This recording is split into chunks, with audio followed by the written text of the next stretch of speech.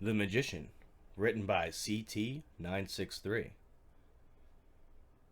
As a kid, I'd always wanted to be a magician. I had a magic kit, complete with trick coins, card decks, and even the black wand with the white tips. I practiced almost every day and got super excited when I learned a new trick that I could show my friends at school.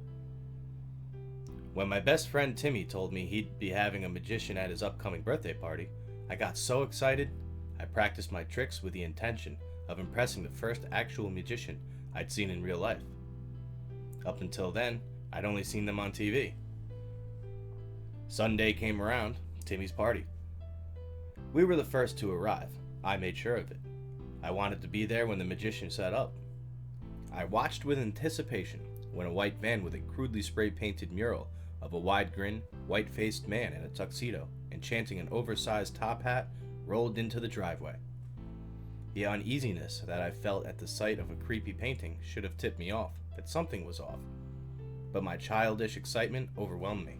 The side door of the van opened, and two small people jumped out. Were they kids, I thought? They wore shoddy clothes and bickered as they began to bring down their equipment. Timmy's mom received them, and this settled in mind that they were dwarfs. I guess the rags they wore were a part of the show. They went back and forth from the van to the backyard, setting up the stage and props, and I kept my eyes glued to the van, waiting to see the magician, but he still didn't appear. Is he going to teleport here? I thought to myself with wonderment.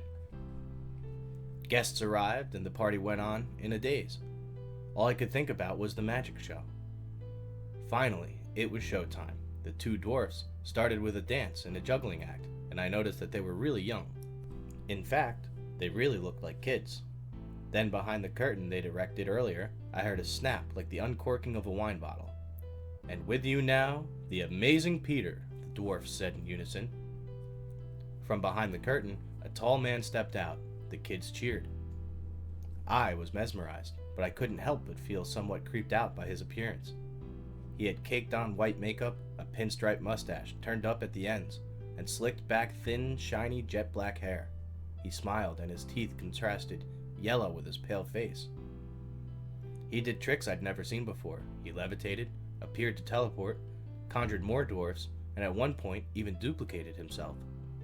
My jaw dropped at these tricks, but I noticed that he struggled with the simple sleight of hand stuff. He messed up on a couple that I myself had mastered long before. No matter, I thought.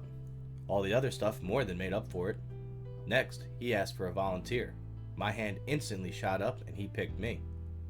There was a top hat upside down on a table, and after saying some magic words and waving his wand, he told me to reach in and pull out what was inside. I was about to reach in when I caught a glimpse of its contents, and I jumped back and let out a scream. It was a writhing mass of maggots and worms. I saw my mom stand up and make her way to stage. "What's wrong?" she asked. The magician winced and pouted his mouth as if I'd hurt him. Up close, for some reason, I became hyper-aware of his caked face, and it produced such terror in me. The way his makeup accentuated his wrinkles and pores, the hair up his nose, his receding hairline, yellow teeth, it all just hit me at once. My mom inspected my hand, and when only I was looking at him, the magician smiled and looked downright evil. He went to the hat and pulled a bunny out of it and flaunted it to the crowd so as to show that I was overreacting. "It's just a cute bunny," the magician said and smiled. The kids laughed. "Now, I have one more trick before I go, and for this, I want all the parents to come on stage and line up here in a straight line. Come on, don't be shy." When they were all lined up, he went on addressing the kids. "How many of you have wanted to eat nothing but candy?" The kids giggled and raised their hands. "Go to bed whatever time you wanted? Stay home from school?" He had their attention. "Well, today is your lucky day.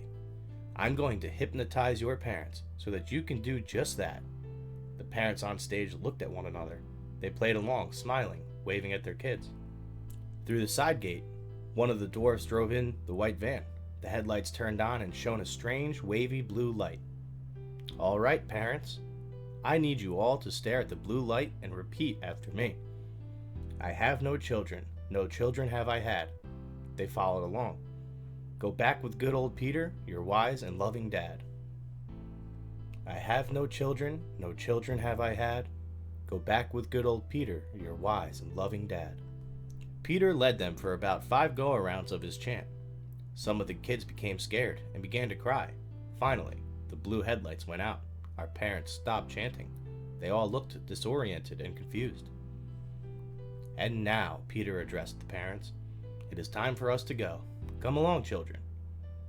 He said to us, but none of us moved. Come now. His voice became deep and monstrous. He opened the van door. I promise to let you eat all the candy you want, to let you sleep whenever you want, and you never have to go to school. He flashed his wicked smile.